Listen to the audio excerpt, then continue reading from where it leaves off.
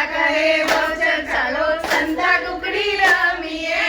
બીજો તે દાવ અમે કોને રે દઈએ.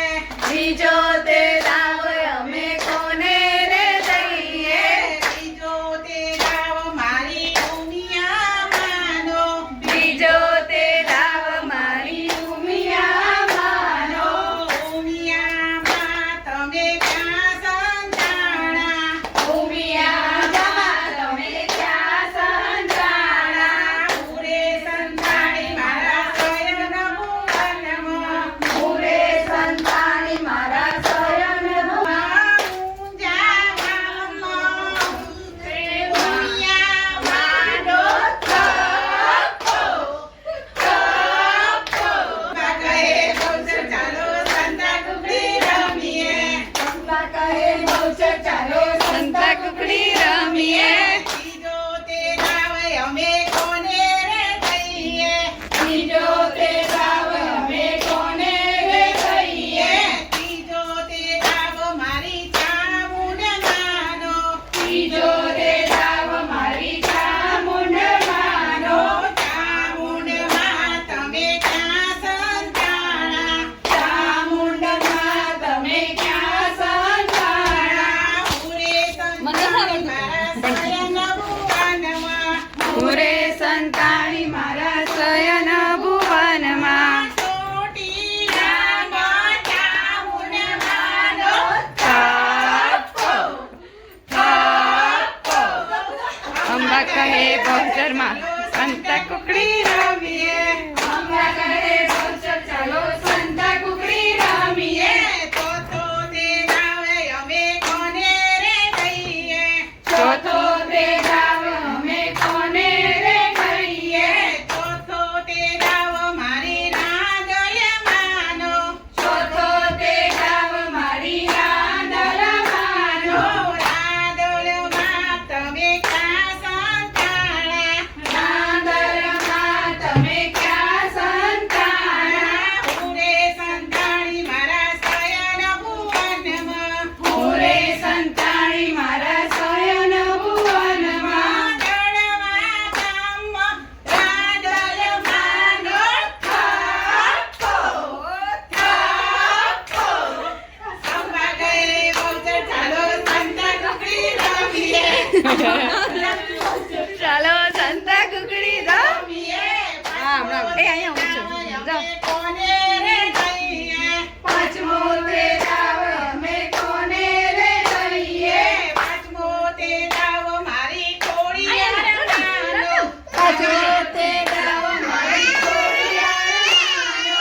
ખોડિયારમાં તમે ક્યાં સંતાણા. ખોડિયારમાં તમે ક્યાં સંતાણા. પૂરે સંતાણી મારા કાગવડ ગામમાં. પૂરે સંતાણી મારા સાગરમાં. કાગવડ ગામમાં ખોડિયાર માનો. થપ્પો, થપ્પો. અંબા કહે બહુચર ચાલો સંતમીએ. અંબા કહે બહુચર ચાલો સંતા કુકડી રમીએ. છઠ્ઠો તે દાવ અમે કોને રે દઈએ. છઠ્ઠો તે દાવ અમે કોને રે દઈએ. છઠ્ઠો તે દાવ મારી મહાકાળી માનો. છઠ્ઠો તે દાવ મારી મહાકાળી માનો. મારા તમે ક્યાં સંતાણા. મહાકાળીમાં તમે ક્યાં સંતા. પૂરે સંતાણી મારા શયન ભુવનમાં. પૂરે સંતાણી મારા શયન ભુવનમાં. ખાવા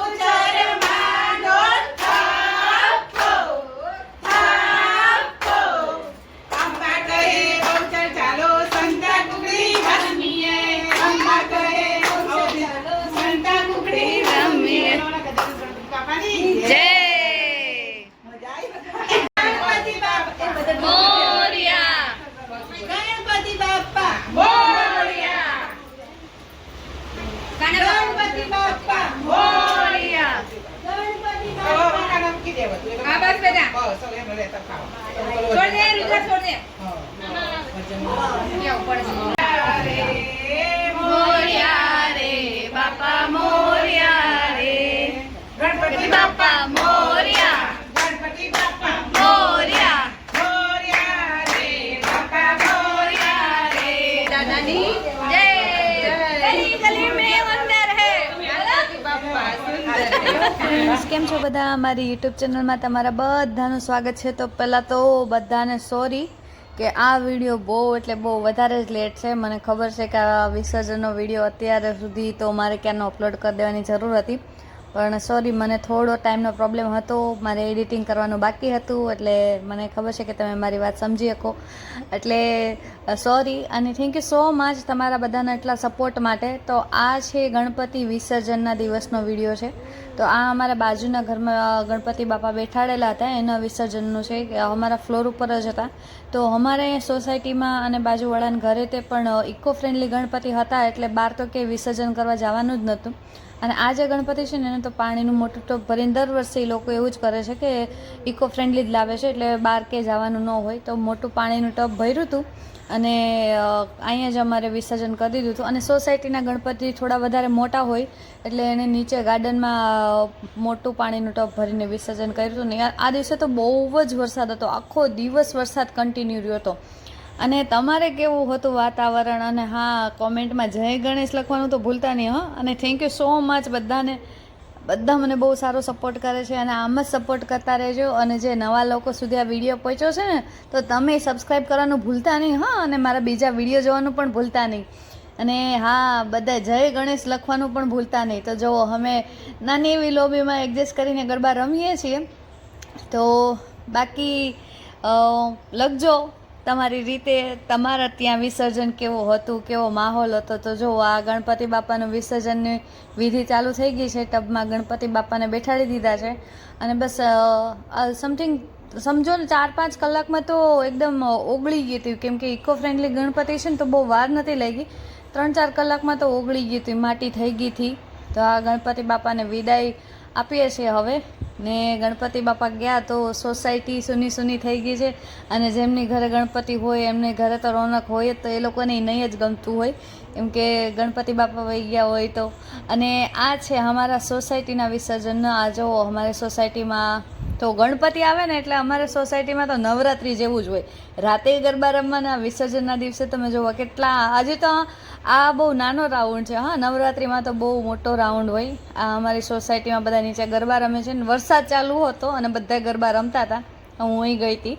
તો બસ આવું કંઈક હતું. અને આ વિસર્જન કરે છે અમારા સોસાયટીમાં. જો આ બધા ભેગા થઈ ગયા છે અને ગણપતિ બાપાને વિદાય આપીએ છીએ. પછી તો હું ને જાનું તો ઘરે વહી આવ્યા હતા, કેમ કે નીચે બહુ ભીડ હતી. અને પછી અમે ઉપર ગેલેરીમાંથી જોતા હતા, કેમ કે અમારે ગાર્ડન સાઈડ જ ગેલેરી પડે છે, એટલે અમે ત્યાંથી ઊભા ઊભા જોતા હતા. ને જો બધા મજાક મસ્તી કરે છે, છોકરાઓ પાણી ઉડાડે છે અને વરસાદે ચાલુ જ છે. તો બસ આવું કંઈક વિસર્જન હતું. તો તમે મને કમેન્ટમાં કહેજો તમારે ત્યાં કેવું વાતાવરણ હતું. અમારે 2 દિવસ તો બહુ વરસાદ રહ્યો હતો. આ વિસર્જનના દિવસે વરસાદ હતો અને એના બીજા દિવસે પણ બહુ જ વરસાદ હતો. તો 2 દિવસ તો કન્ટિન્યુ વરસાદ રહ્યો હતો અમને.